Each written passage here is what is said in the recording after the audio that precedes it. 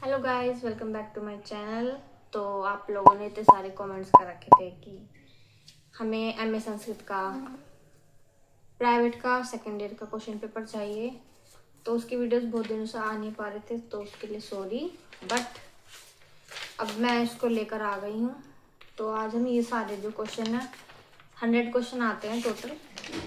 तो चलिए स्टार्ट करते हैं, और तब तक के लिए चैनल को सब्सक्राइब करें, लाइक करें, कमेंट करें, शेयर करें और अपने दोस्तों को भी शेयर करें, क्योंकि जो मैं कराऊंगी सारे क्वेश्चन इसमें से 40 या 50% तो आता ही है, सिमिलर, बिल्कुल सेम टू सेम क्वेश्चंस आते हैं। तो चलिए स्टार्ट करते हैं। ये देखिए, ये है क्वेश्चन पेपर। इस टाइप का आपका क्वेश्चन पेपर आएगा और 2 आवर्स मिलेंगे आपको क्वेश्चन पेपर को सोल्व करने के लिए। और 100 मार्क्स का ये क्वेश्चन होता है और 100 ही इसमें क्वेश्चंस आते हैं। तो चलिए स्टार्ट करते हैं। और जो ये है क्वेश्चन पेपर, ये है कोड Z582 न्यू रूपक एंड चंपू काव्य संस्कृत का MA private main annual examination. Question number 1 है, इसमें पूछा गया कि ये जो श्लोक है इसमें कौन सा अलंकार है, तो उसका आंसर है श्लेष अलंकार। सेकंड क्वेश्चन है, जिस देश में धर्म और कर्मों के उपदेशों से समस्त विपदाएं एवं बाधाएं समाप्त कर दी गई हैं उस देश का नाम है आर्यवर्त। थर्ड क्वेश्चन है, कवि के परिश्रम को सम्यक प्रकरण कौन जानता है? पाठक, आलोचक, पत्रकार, कवि। तो वो है कवि। फिर है क्वेश्चन नंबर 4। क्वेश्चन नंबर 4 है, नल चंपू के प्रत्येक उच्छ्वास के अंत में प्रयोग किया जाने वाला पद है? विष्णु सरोज, हरण सरोज, लक्ष्मी, जैतु, भारती। तो इसका आंसर है हरणचरण सरोज। फिर है क्वेश्चन नंबर 5। क्वेश्चन नंबर 5 है, देश पुण्यतमो देशो कस्यासो न प्रियो भवेत। पंक्ति किस ग्रंथ से उद्धृत है? कादम्बरी, शिवराज विजय, नलचंपू, पूर्व भारतम। तो इसका आंसर है नलचंपू। फिर है क्वेश्चन नंबर 6, चंद्रमौली पद में समास पूछा, तो उसके अंदर इसमें समास भी आते हैं, तो उनको भी अच्छे से आप याद कर लीजिएगा। तो इसका आंसर है बहुव्रीहि। फिर है क्वेश्चन नंबर 7, इसमें कंदर्प पद का सामासिक विग्रह कीजिए। मतलब वही है, समास का एक क्वेश्चन ये था ऊपर और एक ये है 7th वाला। इसमें पूछा था कौन सा समास है और यहाँ पर समास विग्रह करना है, तो उसका आंसर है ये वाला, डी वाला। फिर है क्वेश्चन नंबर 8, इसमें है शदूषणाम निर्देशा सखरापी सुकामूला नमस्तस्मे कृता येन। इस श्लोक में कवि ने किसके प्रति नमन किया है? व्यास, वाल्मीकि, कालिदास या जन सामान्य। तो यह है इसका आंसर वाल्मीकि।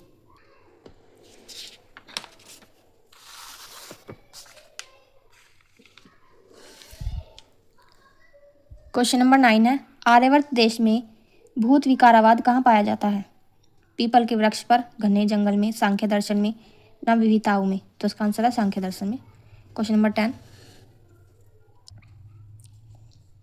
उदात नायकोपेता गुणवदता मृक्ता चंपुष्ट हारिष्टिच केन्ना क्रियते हृदय। इस श्लोक में कौन सा छंद है?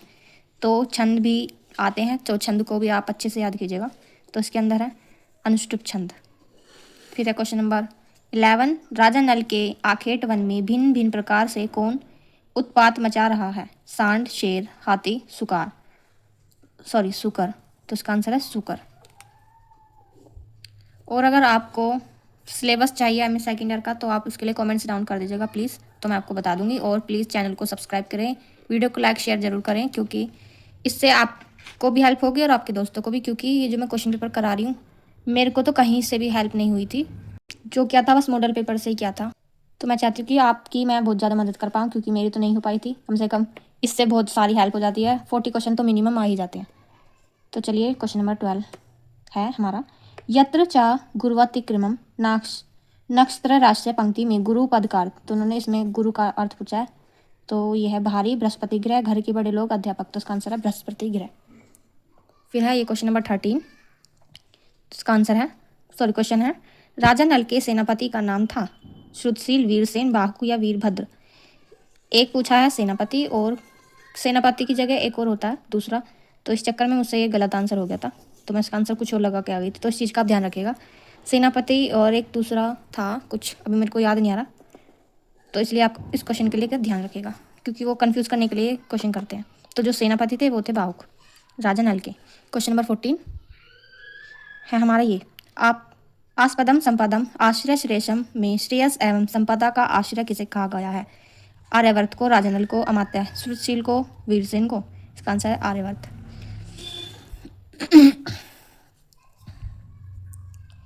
क्वेश्चन नंबर 15 है, निषद जनपद कहाँ स्थित है? बंग प्रदेश में, कश्मीर में, हिमालय की तलहटी में, आर्यवर्त देश के मध्य में। तो इसका आंसर है ये डी वाला, आर्यवर्त देश के मध्य में।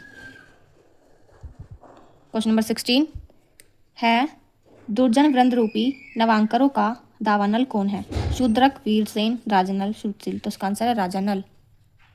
और प्लीज़ अगर आपको कोई और हेल्प चाहिए हो या कोई क्वेश्चन हो तो कमेंट्स में डाल दीजिएगा, मैं रिप्लाई ज़रूर करूँगी। फिर है क्वेश्चन नंबर 17, फुटपाक प्रतीक काशो राम से करुण रस, यह उक्ति किस कवि की है? भारवी, माघ, भवभूति, कालिदास। तो है भवभूति। राम अपने पूर्व परिचित स्थानों को देखकर कहाँ मूर्छित होते हैं? पंचवटी में, अयोध्या में, गंगा तट पर, गोदावरी नदी के तट पर। तो है इसका आंसर पंचवटी में। क्वेश्चन नंबर 19, सीता अदृश्य थी गोदावरी की कृपा से, शिव की कृपा से, तमसा की कृपा से, भागीरथी की कृपा से। तो इसका आंसर है भागीरथी, यानी कि भागीरथी नदी जो है उसकी कृपा से। क्वेश्चन नंबर 20, लक्ष्मण सीता को किस ऋषि के आश्रम के समीप छोड़कर आए? अगस्त्य ऋषि, वाल्मीकि ऋषि, वशिष्ठ ऋषि, गौतम ऋषि। तो इसका आंसर है वाल्मीकि ऋषि। जो लक्ष्मण जी थे वो सीता को वाल्मीकि ऋषि के पास छोड़कर आए थे। क्वेश्चन नंबर 21, श्रीकंठ पदलाक्ष किसकी उपाधि है? और इसमें उपाधि वाले क्वेश्चन भी बहुत ज़्यादा आ जाते हैं, तो आप प्रैक्टिस कीजिएगा, मतलब याद भी कीजिएगा। तो इसका आंसर है भवभूति की। क्वेश्चन नंबर 22 की तरफ चलते हैं। क्वेश्चन नंबर 22 में पूछा है, अद्वैतम सुखद दुखियो श्लोक में किस प्रेम का वर्णन है? वात्सल्य प्रेम, वासनात्मक प्रेम, दाम्पत्य प्रेम, ईश्वर प्रेम। तो उसमें है दाम्पत्य प्रेम। क्वेश्चन नंबर 23, उत्तर रामचरित में वर्णित तमसा मूर्ला कौन है? दो नदियाँ, वन देवियाँ, लव कुश की परिचारिकाएं, सीता की सखियाँ। तो वो है सीता की सखियाँ, तमसा और मूर्ला।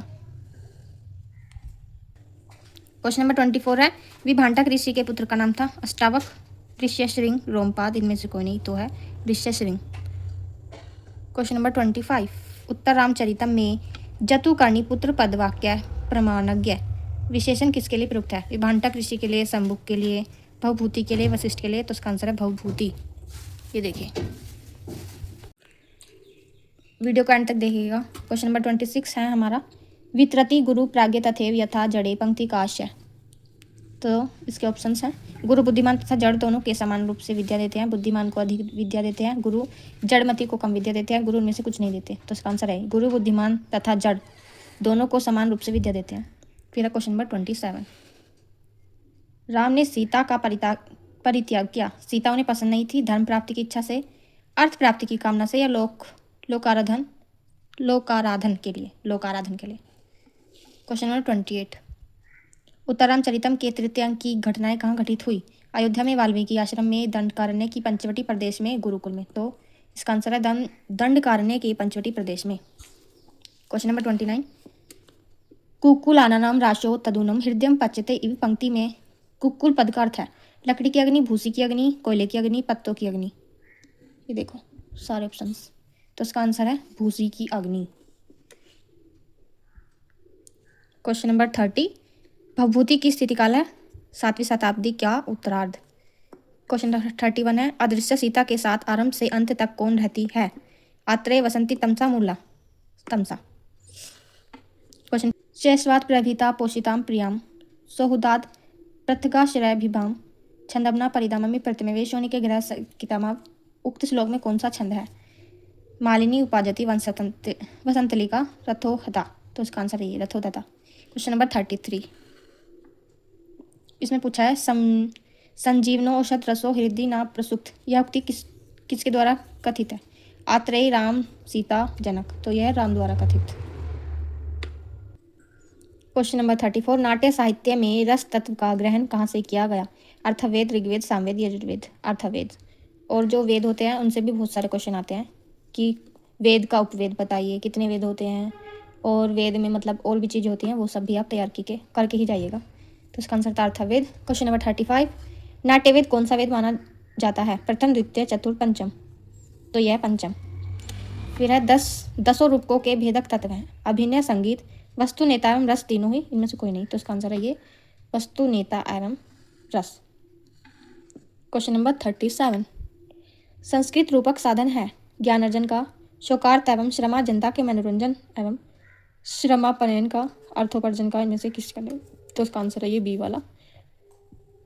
क्वेश्चन नंबर 38, और अगर कुछ बैकग्राउंड से आवाज़ आ रही हो तो इसको इग्नोर कीजिएगा, only focus study. Question number 38, नाटकों की कथा वस्तु कैसी होती है? कविकल्पित, प्रख्यात, वैदिक, आध्यात्मिक। तो इसका आंसर है प्रख्यात। 39, रूपकों के कितने भेद हैं? 4, 7, 5, 10। तो रूपक जो होते हैं वो 10 प्रकार के होते हैं। कभी कभी एक क्वेश्चन को घुमा के ही पूछ लेते हैं दोबारा से, तो इसलिए कंफ्यूज मत हो जाएगा। जैसे कि ये रूपक वाला पूछ रखा है, ये शायद आगे भी दिया हुआ है, दूसरे तरीके से पूछ रखा है। प्रवेशक का प्रयोग होता है। क्वेश्चन 40, दो अंकों के बीच में, नाटक के आरंभ में, नाटक के अंत में, इनमें से किसी नहीं। तो इसका आंसर है 2 अंकों के बीच में। क्वेश्चन नंबर 41, नियताप्ति कार्यावस्था में नायक की फल प्राप्ति विषयक स्थिति होती है। उत्साह सामी ऑप्शन ए, उत्साह सामान्यतः चेष्टा रहती है, फल प्राप्ति हेतु उत्कंठा रहती है। विघ्नों के अभाव से फल प्राप्ति का निश्चय हो जाता है, फल प्राप्ति हो जाती है। तो उसका आंसर है ये सी वाला। आगे चलिए, अब आगे बढ़ते हैं।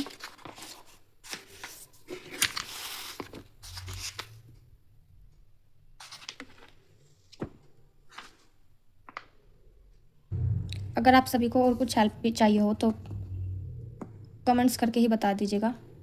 मैं अगर मुझसे हो पाएगा तो मैं हेल्प ज़रूर करूँगी, क्योंकि मेरी नहीं हो पाई थी तो मुझे बहुत दुख हुआ था। ना ही एमए फर्स्ट ईयर में, ना ही सेकेंड ईयर में, सिर्फ मॉडल पेपर से पढ़कर ही दिए थे, कोई क्वेश्चन पेपर भी नहीं था। उसकी वजह से ये भी नहीं पता चल पाता है कि पैटर्न्स कैसा था। फर्स्ट ईयर में तो सबसे ज़्यादा प्रॉब्लम हुई थी मुझे। इसी वजह से मैंने सोच लिया था कि मैं जब एमए फर्स्ट ईयर करूँगी संस्कृत से तो मैं क्वेश्चन पेपर ज़रूर डालूंगी, क्योंकि मुझे इतनी प्रॉब्लम हुई तो मैं चाहती हूँ कि और किसी को प्रॉब्लम ना हो, एटलीस्ट पेपर पैटर्न तो पता चल जाए। तो चलिए, क्वेश्चन नंबर 42, इसमें है 5 अर्थ प्रकृतियाँ हैं। बीज, बिंदु, पताका, प्रकरी, कार्य, विषकम, प्रवेशक, चूलिका, अंकास्य, अंगवतार, मुख, प्रतिमुख, गर्भ, समावर्ष, उपसंहिता, इनमें से कोई नहीं। इसका आंसर है question number A, sorry option A, बीज, बिंदु, पताका, प्रकरी, कार्य, यह है प्रकृतियों के 5 अर्थ। क्वेश्चन नंबर 43, मृच्छकटिकम का नायक शास्त्रीय दृष्टि से किस कोटि का है? तो इसके ऑप्शन है धीरोदत्त, धीरोदात, धीर ललित, धीर प्रशांत। तो इसका आंसर है धीर प्रशांत। मृच्छकटिकम का नायिका का नाम? द्रौपदी, वसंत सेना, धूता, अवंतिका। तो है वसंत सेना। जो भी आपका सिलेबस है, जो उनके ये नायिका, नायक, ये कौन से देश के थे और इनका डेट मतलब, और इनके लेखक, इनसे जो ये छोटे छोटे पॉइंट्स के क्वेश्चंस होते हैं उनको आप जरूर तैयार कीजिएगा, क्योंकि इनमें से आ ही जाते हैं। फिर है क्वेश्चन नंबर 45, मृच्छकटिकम में किसकी हास्यपूर्ण उक्तियों के द्वारा हास्य की योजना की गई है? वसंत सेना की, मदनिका, शकार या सर्वलिक? इसका आंसर है शकार की। क्वेश्चन नंबर 46, चारुदत्त की परिचारिका है? रजनिका, मदनिका, छत्रधारिणी, धूता। तो इसका आंसर है रजनिका। क्वेश्चन नंबर 47, मार्गो हर्ष नरेंद्र सोप्तिकब्दे पूर्व करतो द्रोणिना, इस श्लोकांश में द्रोणिना पद किसके लिए प्रयुक्त हुआ है? अर्जुन के लिए, शकार के लिए, भीष्म पितामह के लिए, द्रोणाचार्य के पुत्र अश्वत्थामा के लिए। तो इसका आंसर है ये डी वाला। क्वेश्चन नंबर 48, मृच्छकटिकम में किसने चौर्य कर्म को स्वतंत्र एवं श्रेष्ठ कहा है?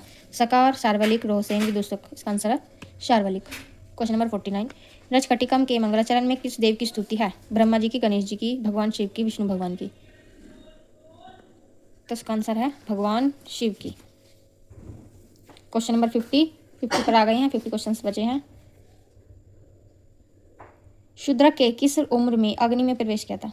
शूद्रक ने 100 वर्ष 10 दिन की आयु में, 110 वर्ष की आयु में, 90 वर्ष की आयु में, 10 दिन कम 100 वर्ष की आयु में। देखिए ये क्वेश्चन कितना ज़्यादा घुमा घुमा कर पूछ रखा है। तो इसका आंसर है 100 वर्ष 10 दिन की आयु में। फिर है क्वेश्चन नंबर 51, अल्प क्लेशम वर्णम दारिद्र्य मंतकम दुखम पंक्ति किसके द्वारा कथित है?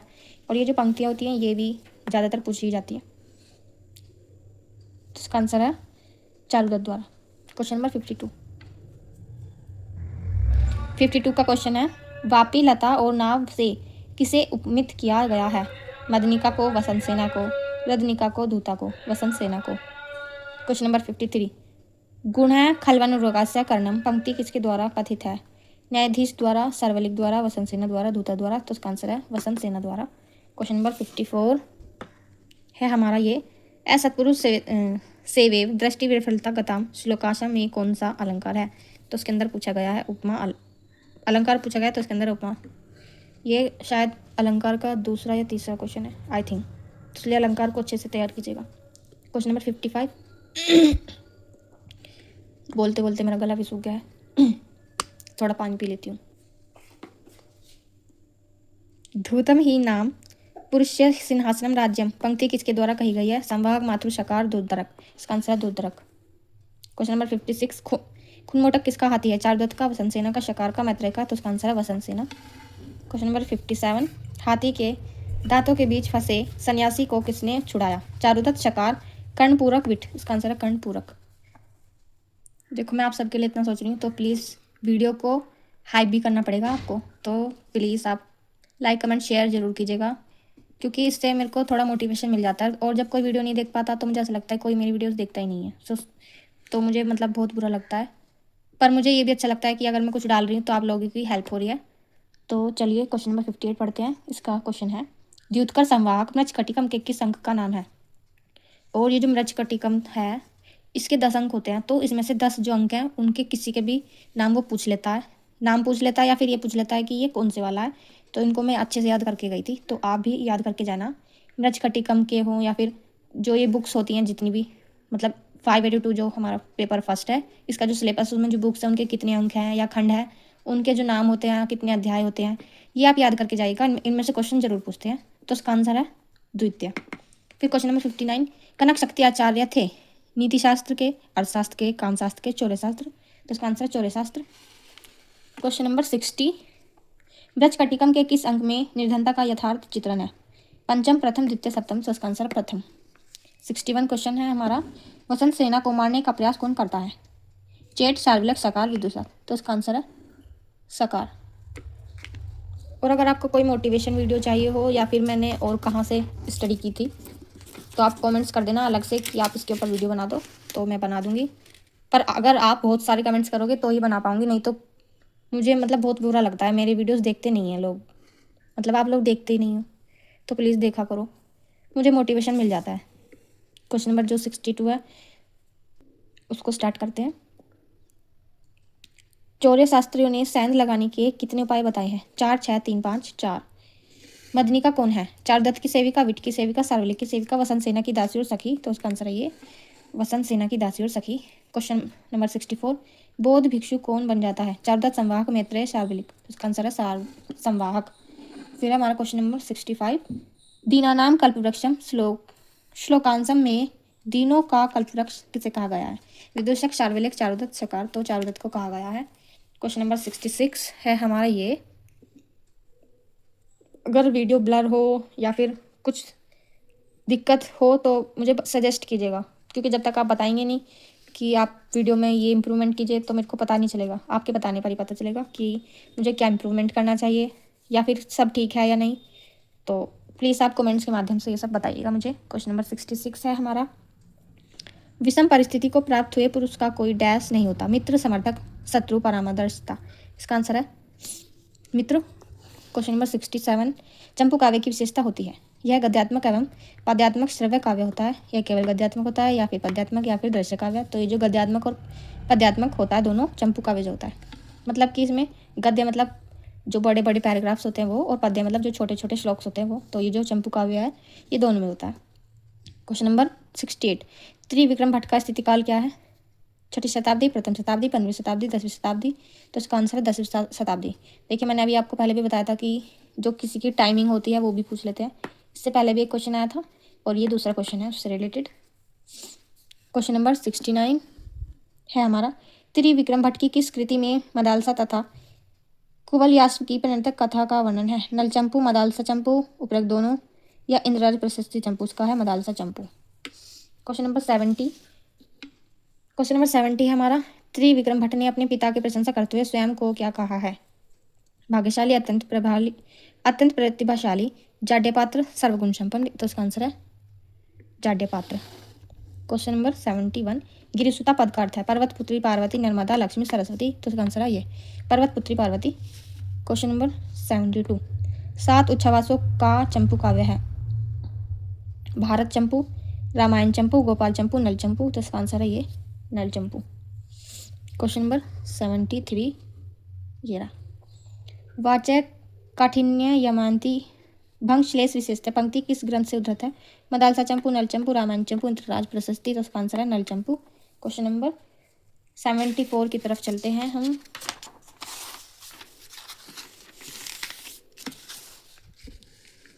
ये रहा हमारा क्वेश्चन नंबर 74। इसमें ये पूरा श्लोक दिया हुआ है। तो श्लोक में पूछा है अलंकार। ये देखिए फिर से इसमें अलंकार आ गया है। कम से कम ये 3rd क्वेश्चन होगा जो अलंकार का पूछा गया है। फिर है ये क्वेश्चन नंबर 75। इसमें है स्वराज्य रजत मनस्य पद में कौन सा समास है? तो इसमें बहुव्रीहि समास है। ये जो समास का क्वेश्चन है ये भी 3rd क्वेश्चन है। देखिए तो समास से 3 हो गए और अलंकार से भी 3 क्वेश्चन हो चुके हैं। फिर है हमारा क्वेश्चन नंबर 76। अत्रिजात पुरुष क्या कहलाता है? वर्ण, सकार, दुर्जन, सज्जन, क्रूर। तो उसका आंसर है सज्जन। क्वेश्चन नंबर 77 पूछा है हमारा, कहाँ पड़ा हुआ कांच का टुकड़ा उच्च मणि के समान प्रतीत होता है? सड़क पर, जोहरी की दुकान पर, अंगूठी में जड़ा हुआ या रोहनाद्री पर। तो इसका आंसर है ये रोहनाद्री पर। Question number 78। क्वेश्चन नंबर 78 हमारा, त्रिविक्रम भट्ट का गोत्र क्या था? शांडिल्य, कश्यप, वशिष्ठ, विश्वामित्र। तो इसका आंसर है शांडिल्य। 79 है, जयति मधुसाय श्लोकांश में किस प्रमाण किया गया है? किससे प्रमाण किया गया है? रति, विष्णु, कामदेव, भगवान शंकर। तो इसका आंसर है कामदेव जी को। क्वेश्चन नंबर 80, राजा नल किस वंश से उत्पन्न हुए थे? सूर्यवंश, चंद्रवंश, नागवंश, भोजवंश। तो इसका आंसर है चंद्रवंश। क्वेश्चन नंबर 81 हमारा ये रहा।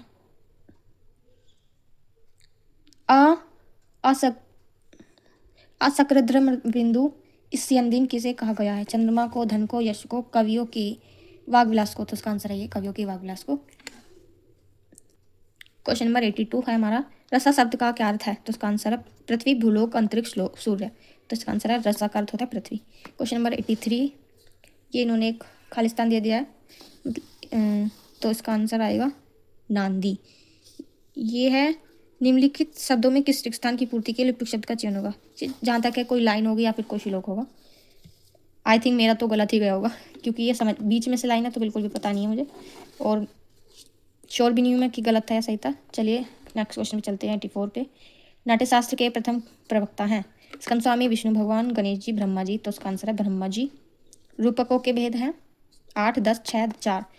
इसमें मैंने गलत टिक कर दिया था। तो ये देखिए पहले भी मैंने बताया था ना कि पहले पूछा है कि रूपक कितने प्रकार के होते हैं, तो 10। इस बार पूछा है रूपकों के भेद कितने होते हैं, तो 10। एक ही क्वेश्चन 2 बार पूछा लेकिन थोड़ा सा बदल के पूछा है भाषा को, तो इसलिए जल्दबाजी में गलत मत कीजिएगा, ध्यान से देखिएगा कि ये सेम क्वेश्चन तो नहीं है। तो इसका आंसर है 10। क्वेश्चन नंबर 86, प्रश्नों में किस रस की प्रधानता होती है? हास्य, श्रृंगार, अद्भुत, वीर। तो इसका आंसर है हास्य। क्वेश्चन नंबर 87, नाट्यवेद के उपयोग के लिए कौन सा समय उपयुक्त है? वर्षा ऋतु, ग्रीष्म ऋतु, इंद्रध्वज महोत्सव, शिशिर ऋतु। तो इसका आंसर है इंद्रध्वज महोत्सव। क्वेश्चन नंबर 88, नाट्यमंडल के भेद हैं 5, 4, 2, 3। तो इसका आंसर है 3। क्वेश्चन नंबर 89, और जिनके भेद या फिर प्रकार, इस टाइप के क्वेश्चन भी कई सारे पूछे जाते हैं ताकि बच्चे कन्फ्यूज और गलत हो जाएं, इस तरह से वो सोचते हैं। तो ये जो प्रकार वाले हैं या भेद वाले हैं तो इन क्वेश्चंस को ध्यान से याद कीजिएगा क्योंकि ये ऑलमोस्ट पूछे ही जाते हैं। क्वेश्चन नंबर 90, नाट्य का लक्षण है? भावाश्रित होना, अवस्था कृति नाट्यम, ताल एवं लय, पदार्थों का अभिनय। तो इसका आंसर है ये बी वाला। चलिए अब तो 10 ही क्वेश्चन बचे हैं। प्लीज़ वीडियो को एंड तक देखिएगा, इससे आपका बहुत ज़्यादा फायदा होगा क्योंकि जो मैं क्वेश्चन करा रही हूँ मैंने बताया कि 40 से 45 या 30 मतलब 30 से तो अबव ही आते हैं जो क्वेश्चन मैं करा रही हूँ। तो अब चलिए क्वेश्चन 91 पढ़ते हैं। पताका स्थानक का प्रयोग कहाँ होता है? गद्य काव्य में, मुक्तक काव्य में, नाट्य में, चंपू काव्य में। तो इसका आंसर है नाट्य में। क्वेश्चन नंबर 92, 10 रूपकों में प्रयुक्त संध्यंगों के प्रयोजनों की संख्या है? 7, 4, 6, 5।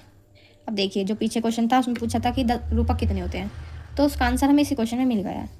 तो अगर कभी कंफ्यूज हो तो जल्दबाजी में गलत मत कीजिएगा, क्वेश्चन को ध्यान से देखेंगे तो हमें याद आ जाएगा कि हाँ ये क्वेश्चन हमसे पहले भी पूछा गया है। देखिए उन दोनों क्वेश्चन का आंसर हमें यहीं पे मिल गया, तो हमारे 2 क्वेश्चन ठीक हो गए पूरे के पूरे। तो इसलिए जल्दबाजी में आप बिल्कुल भी गलत मत कीजिएगा। ये मत सोचेगा अगर 2 घंटे का टाइम है हम तो 1 घंटे में करके चले जाएंगे, नहीं, क्वेश्चन को ध्यान से करेंगे तो अच्छी बात है, आपके अच्छे मार्क्स आएंगे और मुझे भी अच्छा लगेगा कि मैं आपकी हेल्प कर पा रही हूँ। तो चलिए क्वेश्चन नंबर 39 पे चलते हैं। अर्थापक्षेपकों का प्रयोग रूपकों में किस लिए होता है? नायक के विश्राम के लिए, जनानुर्जन के लिए, साज सज्जा के लिए, सूच्य कथा वस्तु की सूचना देने के लिए। तो इसका आंसर है इसका आंसर है डी वाला। क्वेश्चन नंबर 94 में पूछा गया, उत्तरांत नाटक की कथा वस्तु का मूल स्रोत क्या है? महाभारत, वाल्मीकि रामायण, भरतकथा, ऋग्वेद। तो मतलब मूल स्रोत होता है कि कहाँ उत्तरामचरित जो है वो जो मतलब कौन सी बुक से ली गई है, तो वो है रामायण जो वाल्मीकि ने लिखी थी। उत्तरामचरित का मंगलाचरण है नमस्कारात्मक, आशीर्वादात्मक, वस्तु निर्देश, इनमें से कोई नहीं, तो उसका है नमस्कारात्मक। क्वेश्चन नंबर 96, सीता की उत्पत्ति कहाँ से हुई थी? सीतामढ़ी से, सरयू नदी से, यज्ञभूमि से, मिथिला की भूमि से। सीता की उत्पत्ति हुई थी यज्ञभूमि से। उत्तरामचरितम शास्त्रीय दृष्टि से किस कोटि का रूपक है? प्रकरण, नाटक, प्रहसन, व्यायोग, तो उसका आंसर है नाटक। 98 क्वेश्चन है हमारा, उत्तरामचरितम के प्रथम अंक का नाम है? देखिए मैंने अभी बोला था, उससे पहले आई थिंक मृच्छकटिकम का पूछा था इन्होंने अंक वाला, तो इसमें अब देखिए उत्तरामचरितम का भी पूछा है, तो इसलिए मैं बार बार बोल रही हूँ। क्वेश्चंस के जो छोटे छोटे पॉइंट्स वाले होते हैं, बुक्स होते हैं, उनके अंक, अध्याय, उनको याद करके जाइएगा, और लेखक के, नायिका, नायक और इनकी शताब्दी मतलब टाइमिंग्स कब होती हैं, तो ये सब आप याद करके जाइएगा, और बुक्स के भी और लेखकों के भी, इससे भी क्योंकि 3-4 क्वेश्चन बन ही जाते हैं। फिर चलते हैं क्वेश्चन नंबर 98 तो हो गया था, 99 पर। तो क्वेश्चन नंबर 99 हमारा, अगस्त्य मुनि की पत्नी का नाम क्या था? लोपामुद्रा, गौतमी, गार्गी, मैत्री देवी। तो इसका आंसर है लोपामुद्रा।